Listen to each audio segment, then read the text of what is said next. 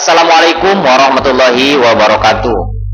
Bertemu lagi pada pembelajaran kita di kelas 5, pelajaran ke-7, yakni materinya adalah Rasul Ulul Azmi.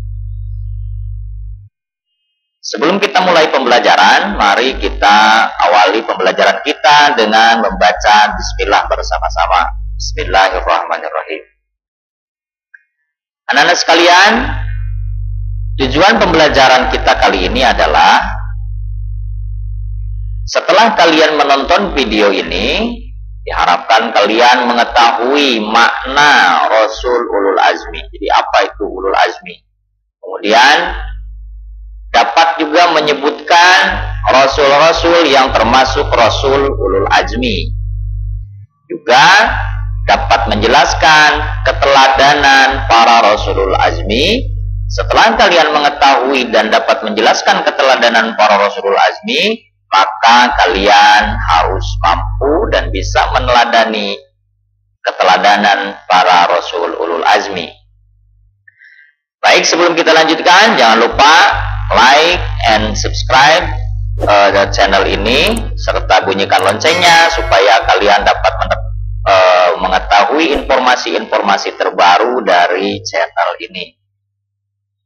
Anak-anak sekalian, apa yang dimaksud dengan Rasul Ulul Azmi? Rasul Ulul Azmi terdiri dari Ulul Azmi terdiri dari dua kata, yaitu ulul dan al-azmi.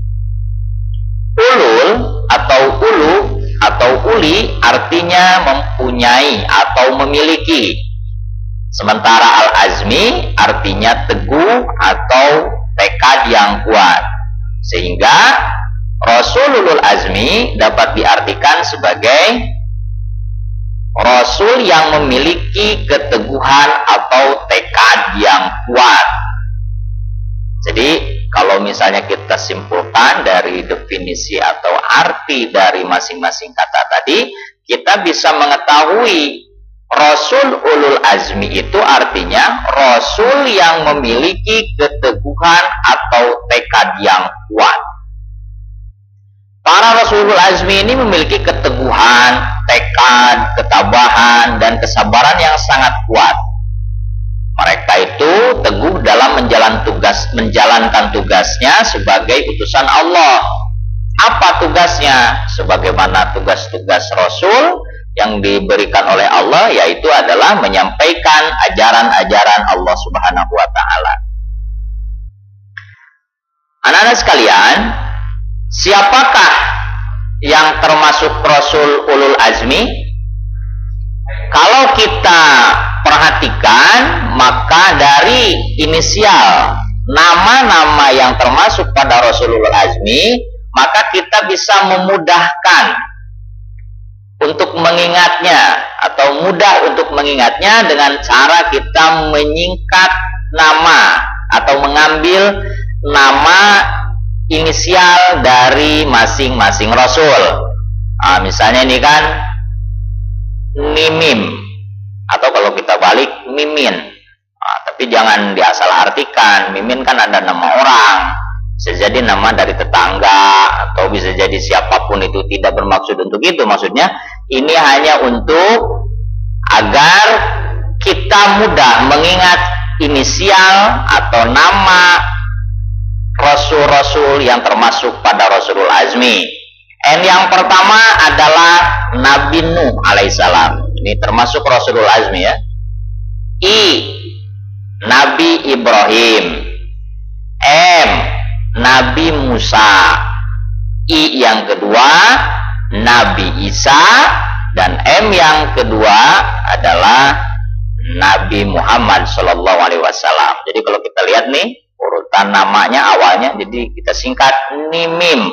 Tapi jangan sampai nanti kalau kalian ujian kemudian ditanyakan siapakah yang termasuk Rasul Ulul Azmi, kalian sebutkan, tulis Mimim. Salah jawabannya. Sebutkan siapa saja Rasul itu. Nabi Nuh, Nabi Ibrahim, Nabi Musa, Nabi Isa, Nabi Muhammad. Jadi ini hanya untuk memudahkan mengingat nama saja ya.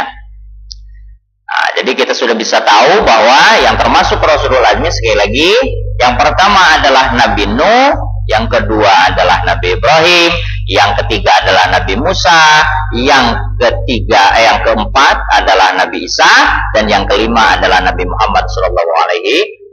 Kita singkat, ambil nama pertamanya, ada huruf pertamanya dari masing-masing Nabi tersebut, yaitu Ni Mim. N yang ini untuk Nabi Nuh, I untuk Nabi Ibrahim, M untuk Nabi Musa, I untuk Nabi Isa, M untuk Nabi Muhammad SAW. Jadi ada 5 termasuk Rasulul Azmi. Sebagaimana kita ketahui bahwa Rasul itu yang wajib kita ketahui ada 25. Tapi dari yang 25 ada yang termasuk Rasulul Azmi, yaitu Rasul yang memiliki keteguhan hati, kesabaran yang luar biasa dalam menjalankan tugas-tugasnya sebagai Rasul, gitu ya. Yakni menyampaikan ajaran daripada Allah Subhanahu wa taala. Anak-anak sekalian, tentu saja Nabi dan Rasulul Azmi ini berbeda dengan Rasul yang lainnya karena mereka memiliki tantangan-tantangan yang tersendiri. Nah, tantangan-tantangan ini nanti kita akan ketahui pada pembahasan selanjutnya. Baik, mari kita lihat Nabi Nuh. Nabi Nuh adalah keturunan ke-10 daripada Nabi Adam alaihissalam. Ia mengajak manusia agar menyembah Allah dan melarang memperhambakan diri selain kepada Allah. Nah, tetapi manusia di masa itu pada zaman Nabi Nuh tidak menghiraukan seruan beliau, alias mengacuhkan seruan daripada Nabi Nuh. Seruan Nabi Nuh alaihissalam ini mereka sambut dengan cemooh dan ejekan. Bahkan selama 950 tahun Nabi Nuh menyiarkan ajaran Allah, tetapi umatnya tetap saja ingkar, termasuk anaknya sendiri yang bernama Kan'an. Akhirnya Allah menurunkan kepada mereka siksaan berupa banjir besar. Hanya sedikit saja orang yang selamat dari kejadian tersebut. Mereka adalah pengikut Nabi Nuh saja yang selamat. Ini kalau kisahnya panjang ini kisahnya. Jadi tantangannya luar biasa. Keluarganya sendiri, yakni anaknya Kan'an yang menentang ajakan daripada Nabi Nuh alaihissalam supaya menyembah Allah Subhanahu wa taala. Bahkan pada saat pembuatan kan Allah memerintahkan Nabi Nuh untuk membuat sebuah kapal yang besar, di mana dibuatnya di atas gunung, gitu ya. Nah, ini mereka amat sangat mencemooh, mengejek begitu. Buat apa kamu membuat kapal sebesar ini di atas gunung? Bukankah kapal itu dibuat untuk berlayar? Mereka tidak tahu apa yang akan terjadi. Bahkan termasuk Nabi Nuh juga tidak tahu sebetulnya apa yang akan terjadi. Akan tetapi karena Nabi Nuh adalah seorang nabi dan rasul, ikut saja apa yang diperintahkan oleh Allah Subhanahu wa taala. Akhirnya dibuatlah kapal yang sangat besar. Pada akhirnya diajaklah umat Nabi Nuh untuk naik kapal. Sementara yang lain diajak tidak mau, termasuk anaknya Kan'an. Malah ikut-ikutan mereka, si Kan'an ini dengan mereka yang mengejek Nabi Nuh alaihissalam.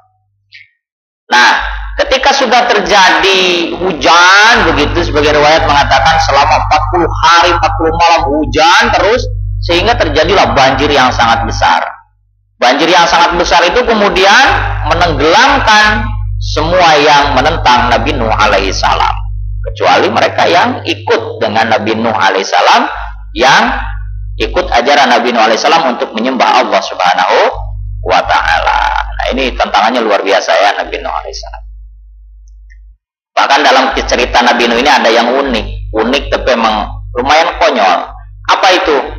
Jadi bukan hanya mengejek, bukan hanya mencemooh, tapi umat Nabi Nuh yang tidak mau menyembah Allah itu bahkan membuang semua kotoran pada kapal Nabi Nuh. Akan tetapi pada saat mereka pulang ke rumahnya, mereka semua sakit perut.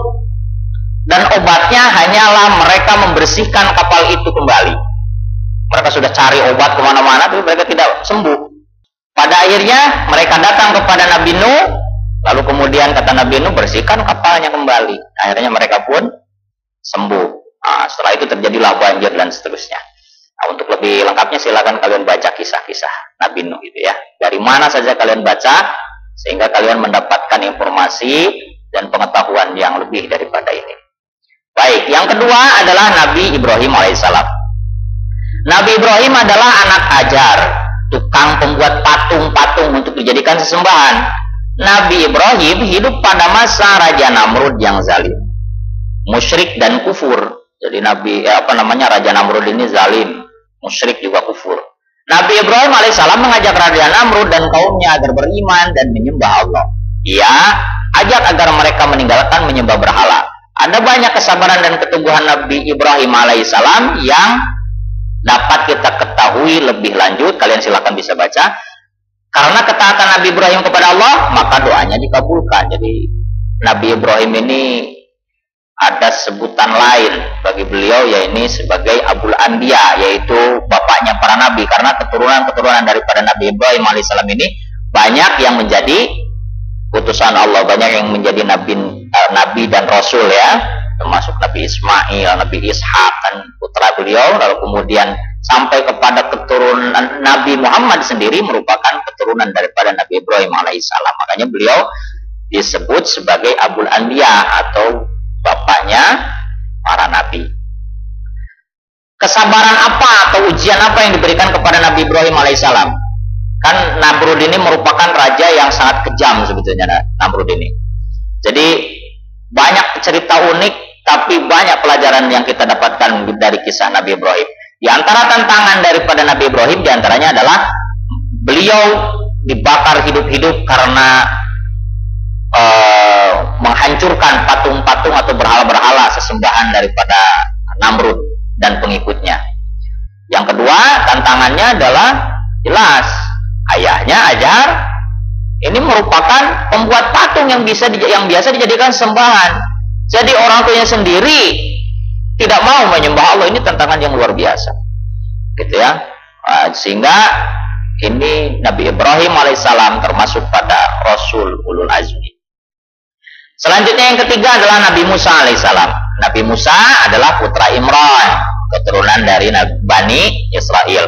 Ia hidup di zaman masa Raja Fir'aun yang sangat zalim. Seperti mana kita ketahui bagaimana Raja Fir'aun itu sangat zalim luar biasa. Bahkan mengaku sebagai Tuhan.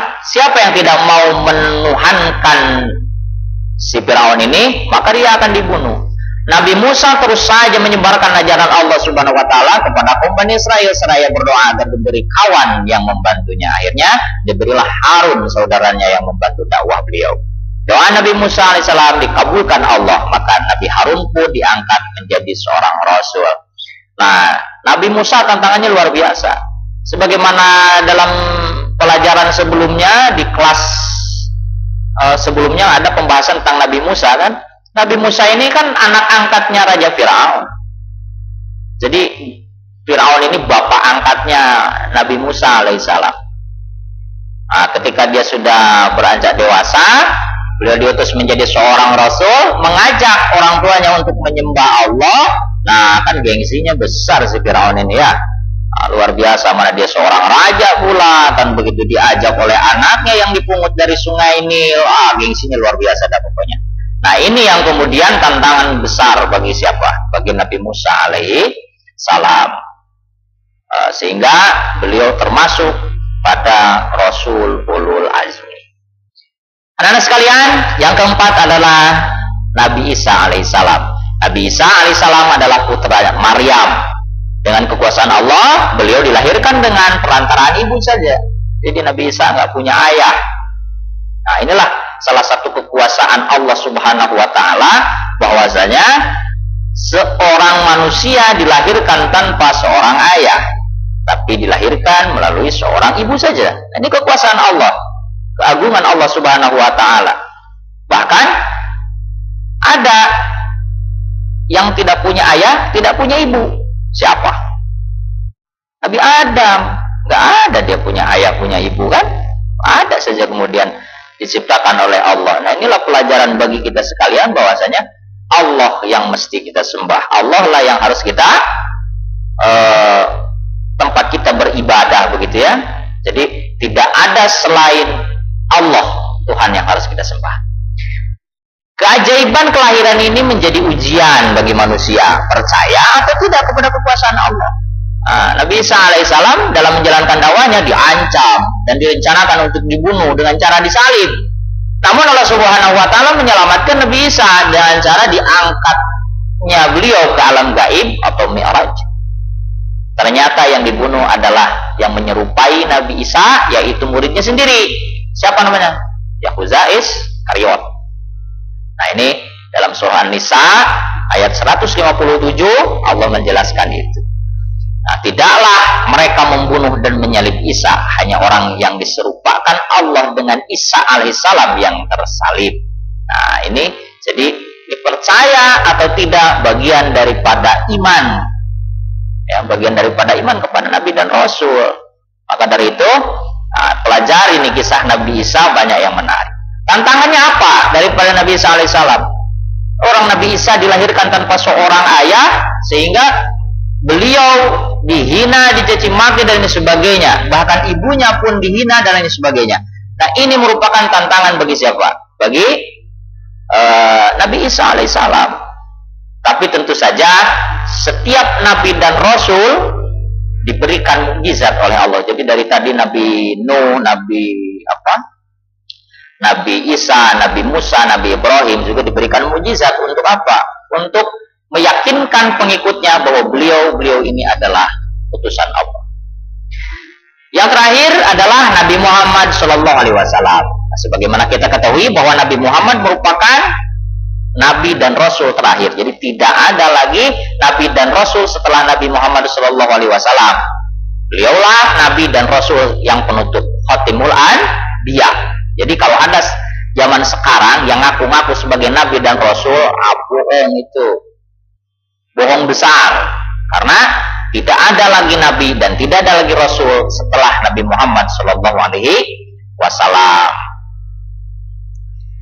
Sejak usia muda, Nabi Muhammad SAW ini terkenal jujur, tabah, sabar, bertanggung jawab, bekerja keras, sehingga diberikan julukan Al-Amin. Jadi karena tidak ada berbohong, tidak pernah dia berdusta, maka Nabi Muhammad SAW diberikan gelar Al-Amin. Gelar bukan diberikan oleh kampus, oleh sekolah, oleh siapa, enggak, tapi oleh masyarakat itu sendiri. Masyarakat Quraisy sepakat memberikan gelar Al-Amin kepada Nabi Muhammad karena beliau selalu berkata jujur. Jadi sampai hari ini nggak ada yang punya gelar Al-Amin, nggak ada selain daripada Nabi Muhammad Shallallahu Alaihi Wasallam. Al-Amin artinya terpercaya, gitu ya. Nabi Muhammad setelah diangkat menjadi Rasul, beliau tidak henti-hentinya berdakwah, mengajak manusia menyembah Allah dan meninggalkan kemusyrikan, yaitu penyembahan terhadap berhala.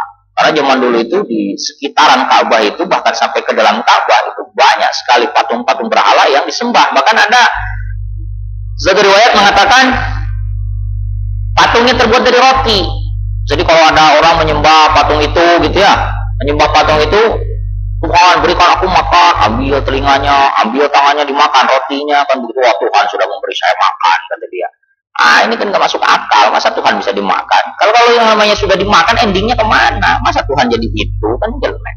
Nah, ini gak masuk akal, gitu ya. Maka dari itu, kemudian Nabi Muhammad datang membawa risalahnya, yaitu agama Islam, didakwahkan kepada orang-orang kafir Quraisy. Kemudian ada yang menerima, ada yang menolak. Nah, tantangan terbesar daripada Nabi Muhammad SAW adalah ditolak dakwahnya oleh Abu Lahab dan Abu Jahal. Abu Lahab, Abu Jahal ini kan merupakan keluarga daripada Nabi Muhammad SAW, pamannya dia itu. Tapi saking jahatnya Abu Jahal, ya, saking bencinya Abu Jahal kepada Nabi Muhammad, sebetulnya mereka ini orang cerdas. Tapi karena hatinya dia tidak terbuka, artinya mereka gengsi kebangsawanan mereka, gengsi karena mereka adalah seorang pemimpin, dia tidak mau menerima hal-hal yang baru, yang benar adanya. Akhirnya mereka menolak dengan menolaknya. Abu Jahal ini kan pernah beliau dengan komplotannya sengaja mengotori Nabi Muhammad dengan najis pada saat Nabi Muhammad sedang sholat. Tapi apa yang dilakukan oleh Nabi Muhammad? Nabi Muhammad tidak dendam. Bahkan Nabi Muhammad berdoa kepada Allah, ya Tuhan, kepada Engkau aku menyerahkan kaum Quraisy. Doa ini berulang-ulang beliau baca.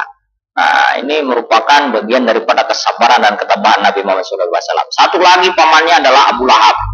Abu Lahab ini sungguh sangat kejam. Sudah banyak sekali usaha-usaha Abu Lahab ini untuk mencelakakan Nabi Muhammad. Bahkan saking Abu Lahab ini merupakan manusia paling jahat, Allah abadikan dalam Al-Quran, yakni surah Al-Lahab, dan istrinya pun ikut-ikutan, ya kan? Nah ini silakan coba kalian baca surah Al-Lahab. Nah itu menceritakan tentang bagaimana perilaku Abu Lahab terhadap Nabi Muhammad SAW.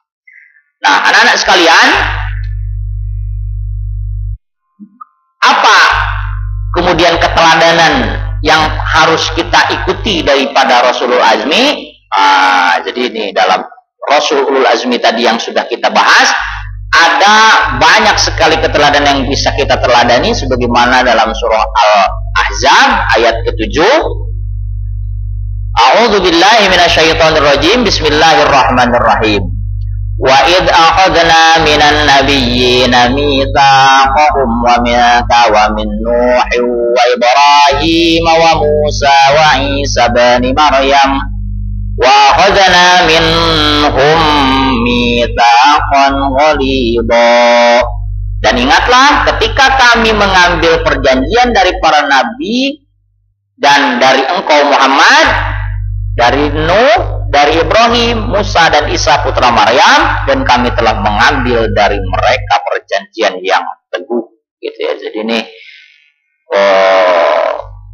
apa pelajarannya? Mereka memiliki keteguhan hati yang luar biasa, gitu ya. Perjanjian, ketika sudah berjanji mereka teguh memegang janji itu. Janji apa? Keteguhan mereka menyampaikan ajaran Allah Subhanahu wa ta'ala. Jadi kita juga harus punya keteguhan yang luar biasa. Kalau kita punya keinginan, kalau kita punya cita-cita, kalau kita punya tujuan, teguhlah untuk untuk mencapai tujuan tersebut. Ya, selanjutnya apa lagi? Tasbir kama sabara ulul azmi minar rusul. Artinya, maka bersabarlah engkau Muhammad sebagaimana kesabaran rasul-rasul yang memiliki keteguhan hati. Nah, ini kan Rasul ulul azmi nih. Ulul azmi memiliki keteguhan hati artinya. Jadi Nabi Muhammad kemudian sebetulnya bukan hanya untuk Nabi Muhammad, untuk kita juga. Jadi salah satunya adalah kita harus bersabar, memiliki kesabaran dan keteguhan hati. Jadi ujian yang diberikan kepada kita tidak seberat yang diberikan kepada Rasulul Azmi. Oleh karenanya, ini kesabaran yang luar biasa yang harus kita pegang, sebagaimana kesabaran yang dilakukan oleh para Rasulul Azmi dalam menyampaikan dakwahnya. Anak-anak sekalian, nah mari kita lihat ini. Bagaimana kita meneladani selain dari yang dua tadi? Mari kita lihat bagaimana kita meneladani Rasulul Azmi pada kehidupan kita sehari-hari. Nah ini yang pertama, kita harus teguh dan sabar dalam belajar. Memang kadang-kadang belajar itu sangat membosankan ya. Belajar itu sangat membosankan kadang-kadang. Ada menarik, kadang-kadang kita senang, tapi kadang-kadang kita sangat jenuh dan membosankan. Akan tetapi disinilah merupakan ujiannya, maka belajarlah dengan sungguh-sungguh karena manjada wajada. Barang siapa yang sungguh-sungguh pasti akan berhasil. Yang kedua, teguh dan sabar dalam beribadah. Sholat itu merupakan sesuatu yang berat bagi mereka yang tidak mau khusyuk dalam sholat. Maka jangan pernah jangan pernah meninggalkan sholat. Gitu ya. Walaupun terasa berat, lakukan saja sholat itu. Lakukan sholat itu. Jadi teguh dan sabar dalam beribadah. Teguh dan sabar dalam mengerjakan tugas-tugas sekolah. Nah, memang tugas kita adalah belajar, ya itu ada tugas-tugas sekolah, maka kerjakanlah. Teguh dan sabar dalam mematuhi orang tua. Jadi kita harus mematuhi orang tua, walaupun kadang-kadang ya dalam hati gitu ya. Nah, namanya anak kan gitu ya. Kadang-kadang nggak mau disuruh dan sebagainya, nggak boleh itu. Bahkan dalam Al-Quran dikatakan wala taqul lahum uf. Jadi kalau misalnya kita disuruh, dipanggil orang tua, jangan bilang saja kita berdosa kepada Allah. Maka daripada itu, kita harus mematuhi orang tua kita. Selanjutnya, teguh dan sabar dalam pergaulan. Tidak cepat marah. Jangan dikit-dikit marah, dikit-dikit marah. Kok marah dikit-dikit? Ya, jadi jangan marah gitu ya, jangan suka marah-marah. Kemudian, teguh dan sabar dalam mematuhi peraturan, baik peraturan di rumah, sekolah maupun lingkungan tempat tinggal. Jadi memang hal-hal seperti yang ini dijelaskan di sini memang perlu keteguhan, perlu kesabaran dalam menjalankannya. Karena kalau tidak teguh dan tidak sabar, ya jadinya nanti tidak belajar, tidak sholat jadinya, tidak mengerjakan tugas-tugas, tidak mematuhi orang tua jadinya gitu. Makanya perlu teguh dan sabar. harus punya keyakinan bahwa mampu melaksanakannya itu sebagaimana yang telah dilakukan oleh Rasul ulul azmi tadi. Anak-anak sekalian, selanjutnya tugas untuk kalian, silahkan ini kalian jawab pertanyaan-pertanyaan berikut. Apa yang dimaksud dengan Rasulul Azmi? Kemudian tuliskan Rasul-Rasul yang termasuk Rasulul Azmi. Coba juga kalian tuliskan tantangan atau tantangan dakwah atau ujian yang dihadapi oleh Nabi Ibrahim alaihissalam. Ini salah satu Rasulul Azmi. Nah, kemudian selanjutnya sebagai pelajar, bagaimana cara kalian meneladani Rasulul Azmi? Silakan kalian tuliskan jawabannya pada buku catatan kalian. Nanti akan Bapak koreksi jawabannya. Baik, ini ada sebuah lagu, ya, ada sebuah lagu. Nanti silakan kalian klik link deskripsi video ini. Di situ nanti akan ada sebuah lagu. Ini tentang Rasulul Azmi. Jadi ini merupakan kisah-kisah atau berkaitan materi kaitan dengan Rasulul Azmi. Jadi silakan kalian hafalkan ini ya. Di sini ada tantangannya. Jadi contoh misalnya, tahukah kamu Rasul ulul azmi, Rasul penuh tekad teguh pendirian, sabar kuat hadapi cobaan, jumlahnya 5 dipastikan. Jadi dari bait ini kalian tahu Rasulul azmi adalah Rasul penuh tekad pendirian. Apa itu? Sabar dan kuat hadapi cobaan. Jumlahnya ada berapa? Ada 5. Kemudian contoh lain yang mana? Yang ini. Yang keempat adalah Nabi Isa, ajak Israel menyembah Allah, dapat bicara sewaktu bayi, sembuhkan buta, mujizatnya. Nah, ini mujizatnya sembuhkan orang buta, mujizatnya juga dapat bicara sewaktu bayi. Apa tugasnya? Mengajak Bani Israel menyembah Allah. Ini jadi silakan kalian hafalkan, ini insya Allah bermanfaat bagi kalian. Baik anak-anak sekalian, jadi simpulan pembelajaran kita adalah bahwa Rasulul Azmi adalah Rasul yang memiliki keteguhan hati yang luar biasa. Banyak sekali tantangannya, jumlahnya ada 5, yaitu Nabi Nuh, Nabi Ibrahim, Nabi Musa, Nabi Isa, dan Nabi Muhammad SAW. Untuk memudahkan kita mengingatnya, kita ambil huruf di awalnya, yaitu kita singkat menjadi mim. Nah, gitu ya. Nuh, Ibrahim, Musa, Isa, Muhammad Sallallahu Alaihi Wasallam. Demikian pembelajaran kita hari ini. Sampai jumpa pada pertemuan selanjutnya. Kita akhiri dengan membaca Alhamdulillah bersama-sama. Alhamdulillahirabbil alamin. Assalamualaikum warahmatullahi wabarakatuh.